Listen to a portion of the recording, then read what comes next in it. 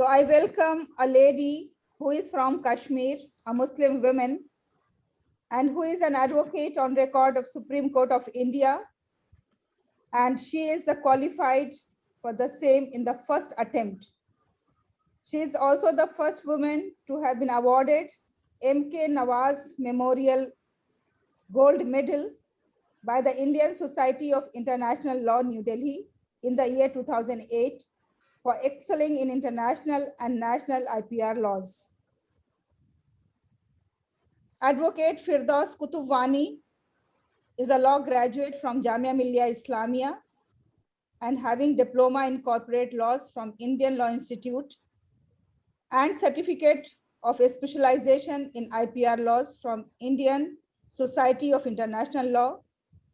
She has more than 11 years of experience practicing law, and she has a long list of achievements, but due to constraint of time, I must congratulate Mrs. Firdaus Kutubwani, who is a regular speaker on televisions and radios, talking about the women empowerment and highlighting the rights of women under Indian Penal Code and in our Indian laws.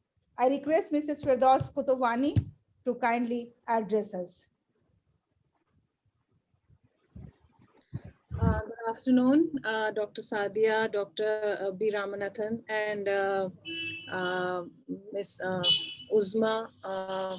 It's a great pleasure for me to be on this platform with you all, and I thank you for actually recognizing me and awarding me this woman of substance. Although I think that Dr. Sadia has been doing so much that sometimes I feel jealous that in 12 hours she's able to do so much, and we sometimes feel that time is not enough. Now,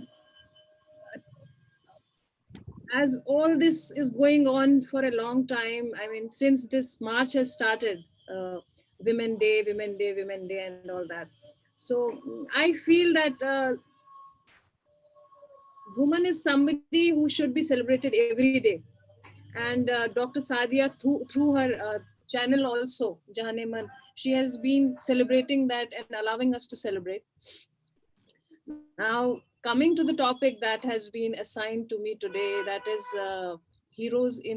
female heroes in judiciary. Now, when I saw and when I was told that I have to speak about female heroes in judiciary, for some time I actually felt that we are lagging behind a lot in the field of judiciary. The women is lagging behind because the sanctioned strength of judges in high courts as well as the Supreme Court altogether, it's around something 1,113 or so. And you would be surprised to know that we only have 80 female judges.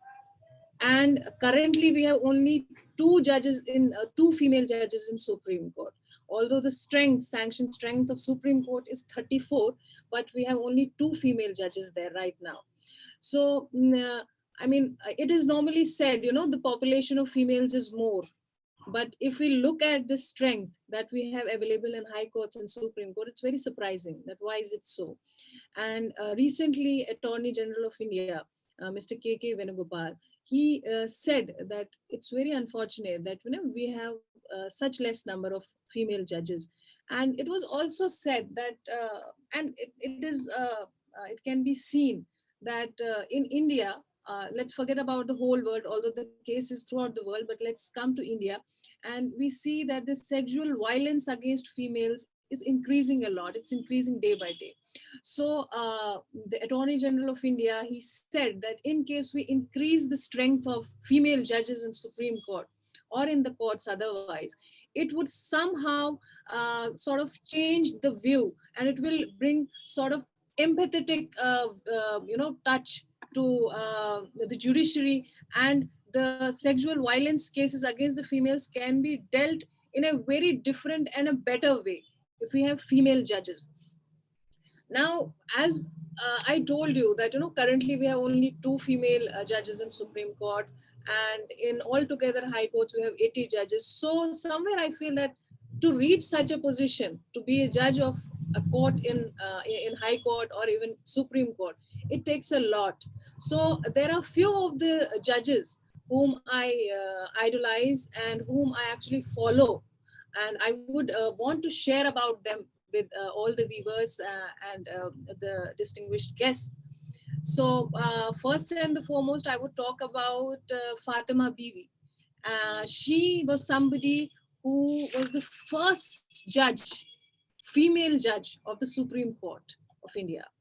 And she was later on also appointed as the chairman of NHRC, National Human Rights Commission, and later on she went on to become the governor of Tamil Nadu.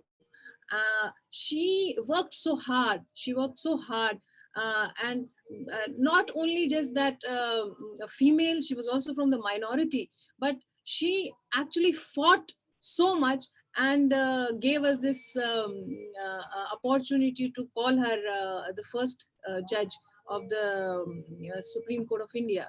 She was the first female judge of the Supreme Court of India. She was very brave. She was very strong, and because of her, that thought process and a way of thinking that women is not lesser than men, because this is a field, the legal field is such, in the beginning you are told that you are a woman, so you should not join this legal profession. Later on, you don't get cases. Even if you go in this profession, they say, a woman won't be able to handle the cases, so you don't get cases also. Now for a woman becoming a lawyer and then becoming the judge of Supreme Court, it's just amazing, and fighting so much odds. After her, I idolize Justice Leela Seth. She has been a wonderful person and a wonderful judge. She was you would be surprised to know that she was the first woman to be the Chief Justice of any High Court in India. She was the first Chief Justice of Himachal Pradesh High Court. And also she was the first judge female judge of Delhi High Court. Justice Leela Seth is somebody who always used to say that, I won't do matrimonial matters. I won't do matters which are related specifically to the females. Because, there is this cliche I have seen many a times. If a woman says, I am a doctor, so she is told, oh, you are a gynecologist. So, there is this cliche in every profession. So in legal profession also, they have this cliche that if there is a woman who is a lawyer, so they would say, okay, she must be doing matrimonial matters. So Justice Leela Seth said that, there is so much of discrimination that I consciously chose not to take matrimonial matters or any matters which are related to women. So she did everything that was said a woman cannot do, and then she went on to become the first female judge of the Delhi High Court. Then she became the Chief Justice of Himachal Pradesh, and we all know and remember, and unfortunately or fortunately, whatever took place later on, but we remember the incident that happened in 2012 December, the Nirbhaya case, and that was a most unfortunate incident that happened in our country. And then Justice Verma committee was formulated, and Justice Leela Seth was the one who actually did a wonderful job in formulating the rape laws. For long she was that, I don't want to do anything that is specific to the female cases and all. But then she was the one who came forward, and she put in much efforts into formulating the rape laws. She is somebody, who said that we keep on sort of handling our husbands and children. We keep on handling their egos, the egos of our husband and the children. So a woman is somebody who can handle anything, because handling somebody's ego is not easy thing. So, she was such kind of woman. She also said the sort of scenario that is currently in our country going on, that we very most of the people, they do not talk about secularism, they do not talk about constitution, they do not talk about human rights. So Justice Leela Seth was somebody who said that when a child is only 6 or 7 years old, you should teach them what is secularism, you should teach them that what is constitution, you should teach them what is brotherhood, because this is the time when actually the base is formulated, when the mind actually absorbs things and it remains there for lifetime. So, and she also said that this is the time when you should actually teach a child that there is no gender discrimination actually, and you should teach them to respect their mothers, to sisters, to everybody, to all the females or the classmates. So she was that kind of a woman.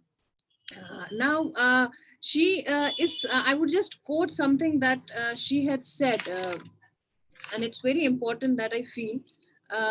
She had once said that uh, uh, that although her father was an engineer at that point of time, when she was growing, he was in railways, but then the government employees, they do not get that kind of good salary.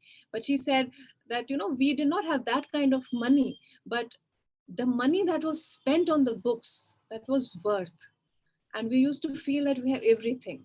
So because I believe there are children also watching this program of this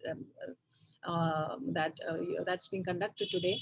So I would say that this is something which I actually took from Justice Leela Seth, that we should read. The more you would read, the more knowledge you will get. The more knowledge you will get, the less doubts you will have. The less doubts you will have, greater you will become. And you would be able to speak also. You will be able to speak your mind, because many a times what happens, you're sitting in a discussion and you don't know about the things, because you are not into reading, you don't know what is there going on. So then you sort of have to accept whatever other person is saying.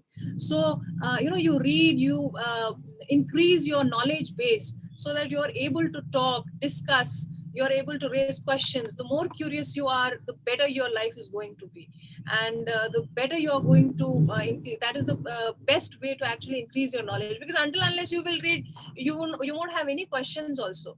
So it is that you should spend on buying books, and not only buy, you should read them also.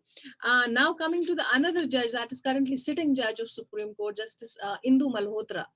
And you would be surprised to know that she was initially appointed as the senior advocate of Supreme Court of India, and that too after 30 years of appointment of Justice Leela Seth as the senior advocate. Justice Leela Seth also became first senior advocate of Supreme Court of India, and then after 30 years, Justice Indu Malhotra became the senior advocate in Supreme Court of India, and later on she was elevated as the judge of Supreme Court of India. She is somebody, we actually want to follow her. All of you must be aware of the Sabrimala matter, where the permission to enter the mandir was given. She was the one who said, I'm not going on the politics or the legality and everything of that. I'm just saying that she was the one who gave a dissenting note saying that we are somebody who cannot interfere into something which is to be decided by the religious community. Supreme Court is not for all this. Supreme Court is not to decide the religious things. We have to decide on the other things. The human rights, we have to decide about the legal rights. Religion is for the religious communities to be decided. Why is it before us? So she was so brave enough to talk about this and to give a dissenting note. So she was appalled. Obviously, all the females actually said, or in fact the males also, that she has that strength, and she was not frightened, afraid of anybody. Apart from that, she is also somebody who is into the Vishaka committee of the Supreme Court of India. All of you must be knowing that Vishaka judgment is the one after which the POSH Act, Prevention of Sexual Harassment at Workplace, came into place. So in Supreme Court, for the female lawyers, we have a Vishaka committee, and she is the member of Vishaka committee, where all the female lawyers, or even men sometimes, they complain about the sexual violence that takes place against the women. So because time is limited, I just chose few of the judges whom I actually idolize, and who are sort of they are rising and the brightening armors of our judiciary. Now we have seen that many of the females are joining this profession, but there was a time when females were not there in this.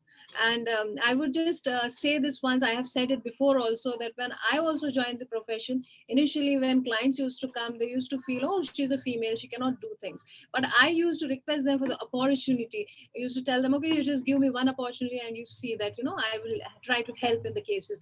And sometimes when they used to, give me that opportunity, and that is how I reached to this position today, the trust and faith. So this patriarchal system in the society, that has led to this. Otherwise women are great, if they can handle house, they can handle children, they can handle everything. In fact, many of the men I have seen, in fact my own father many a times has said that, if the position that I am in today is because of your mother's support. She has been handling everything, otherwise I would not have been in this position. So I feel if somebody can actually help other person to reach heights, of course they have the potential to reach heights themselves as well. And this I have been saying again and again, that females themselves need to support each other to uplift, because we see most of the times that it's men who are supporting. Yes, we have bad men also, but we have good men also, who support us, who encourage us, and who also praise. But at the same time, it's many a times females, who would criticize. I am myself a mother,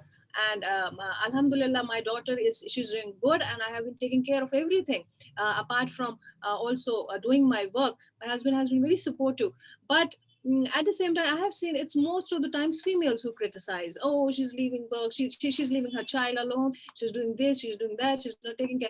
I think this all should not be there. If a woman is able to do things, she's able to handle her children also, home also, she's able to work also, don't criticize. In fact, you should encourage and should take some good things from them. And all the women who are being criticized, my advice to them is, don't feel bogged. I always say this, put on those blinkers, ignore all these negative people, because it is you. If you know that you can do it, yes, you can do it. Just ignore anybody and everybody else. I feel nobody can know you better than you yourself know yourself. So, you know yourself and you go ahead. So happy International Women Day to everybody. And I would again thank Dr. Ramanathan. I had heard about you a lot. And today I'm very fortunate to see you. I'm very sorry in the morning I could not join because I had another session going on.